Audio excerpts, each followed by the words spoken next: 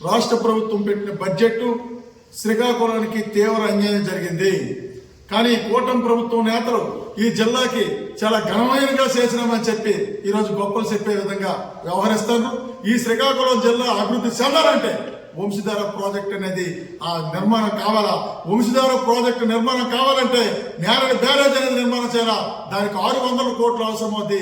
ఒక్క పైసా కూడా ఈవేళ రాష్ట్ర బడ్జెట్ లో రాష్ట్ర ప్రభుత్వం కేటాయింపు చేయలేదు. ఈవేళ నేరడి బ్యారేజ్ నిర్మాణం జరగకుండా వంశధారలోంచి నీరు ఈ శ్రీకాకుళం జిల్లాకి 2 పంటలకు ఇచ్చే పరిస్థితి లేదు.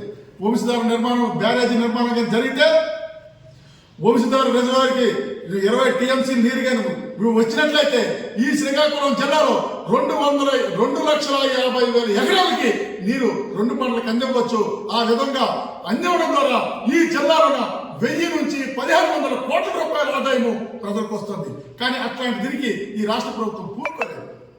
ఈరోజు పెద్ద ఎత్తున మేము అభివృద్ధి సంక్షేమ పథకాలని చెప్తామని, కానీ ఏది ఈ జిల్లా అభివృద్ధికి మీరు ఇచ్చే నిధులు వ్యవసాయ శాఖ మంత్రి అచ్చెన్నాయుడు గారిని మేము అడుగుతున్నాం. ఈ జిల్లా వాసులు మీరు బడ్జెట్ వ్యవసాయ రంగం బడ్జెట్ ప్రవేశపెట్టారు. ఈ జిల్లాలో నీటి పంటలకి ఎందుకు మీరు నిధులు కేటాయించలేదని చెప్పి మేము అడుగుతున్నాం. ఈరోజు ఆఫ్షోర్ రిజర్వాయర్కి 532 కోట్ల రూపాయలు అవసరం అవుతుంది. కానీ దానికి కేటాయించినవి 90 కోట్లు. అవి పాత బిల్లులు చెల్లించలే సరిపోతాయి తప్ప ఆఫ్షోర్ రిజర్వాయర్కి ఇప్పుడు ఏమికి పనికొచ్చే 2007లో ప్రారంభించారు. దాని సైడ్ కాలు 13 కిలోమీటర్లు. ఈ రోజుకి 30% కూడా కాలు తవ్వే పరిస్థితి లేదు. ఈ జిల్లాలో నిర్లక్ష్యంకి ఎట్లా గురవుతుందనేది ఇవాళ ఈ బడ్జెట్ లో మనకు అర్థమవుతుంది. అంతేకాదు ఈ జిల్లాకి గుండెకాయ వంటి ఓఎస్ గొట్టా బ్యారేజీ సంబంధించి శిథిల వ్యవస్థకు వచ్చింది. 50 సంవత్సరాలు పూర్తయింది. ఏ క్షణంలో సరే గొట్టా బ్యారేజ్ శిథిలమయ్యే పరిస్థితి ఉన్నది. గొట్టా బ్యారేజ్ ఆధునీకరణకి 1,500 కోట్ల రూపాయలు అవసరం అవుతుంది. ఈ బడ్జెట్ లో 10 పైసలు కూడా ఇవాళ ఆధునీకరణకి నువ్వు ఇవ్వలేదే. ఇవాళ ఆధునీకరణ చేయకపోతే మొత్తం అంతా కూడా నీరు చివరి వరకు వెళ్ళే పరిస్థితి లేదు. ఒకవేళ శిథిల వ్యవస్థ మైందనుకోండి ఈ జిల్లా మరొక 50 ఏళ్ళు వెనక్కి వెళ్ళిపోయే పరిస్థితి ఏర్పడుతుంది. ఎందుకు మీరు వంశధార ఆధునీకరణకి నిధులు కేటాయించలేదు అని చెప్పి మేము ప్రభుత్వాన్ని ప్రశ్నిస్తున్నాం. అలాగే ఈ ఆధునీకరణకి 1,500 కోట్లు ఎందుకంటే కుడి కాలువ 104 కిలోమీటర్లు, ఎడం కాలువ 104 కిలోమీటర్లు, కుడి కాలువ 73 కిలోమీటర్లు. దీన్ని లైనింగ్ చేయడానికి 800 కోట్ల రూపాయలు అవసరం అవుతుంది. అదేవిధంగా షట్టర్లు బిగించడానికి షట్టర్లని పాడైపోయాయి.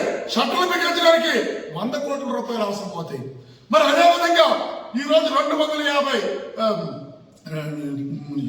ఇవి డిస్ట్రిబ్యూటర్స్ అనేవి అవి రీకన్స్ట్రక్షన్ చేయాలంటే దానికి 300 కోట్ల రూపాయలు అవసరం అవుతాయి. పిల్లకారుల మరమ్మతుకి దానికి 300 కోట్లు అవుతాయి. మొత్తం 1,500 కోట్లు అవసరమైన నిపుణులు చెప్తున్నప్పటికీ ఈ వ్యవసాయ శాఖ మంత్రిగా ఉండి అచ్చెన్నాయుడు గారు ఎందుకు నిధులు మీరు కేటాయించలేదు, వంశధార కోసం ఎందుకు మీరు నిధులు కేటాయించడం లేదు, ప్రజలకు సమాధానం చెప్పాలని చెప్పి మేము ప్రశ్నిస్తున్నాం.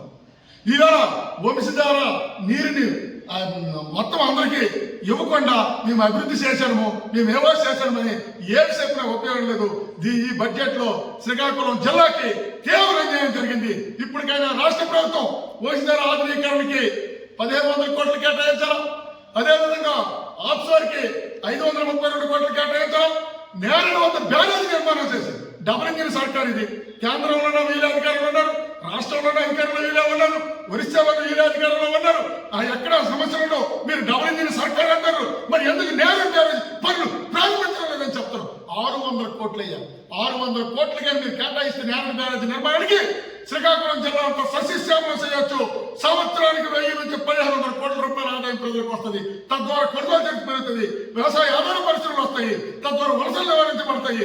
ఈ జిల్లా సస్యశ్యామలంగా అభివృద్ధి అవుతుంది. అట్లాంటి చేయకుండా మేము అభివృద్ధి అని చెప్పి గొప్పలు చెప్తే ఎటువంటి ఉపయోగం లేదు. ఇప్పటికైనా రాష్ట్ర ప్రభుత్వం నిధులు కేటాయించాలని చెప్పి మేము డిబేట్ చేస్తున్నాం.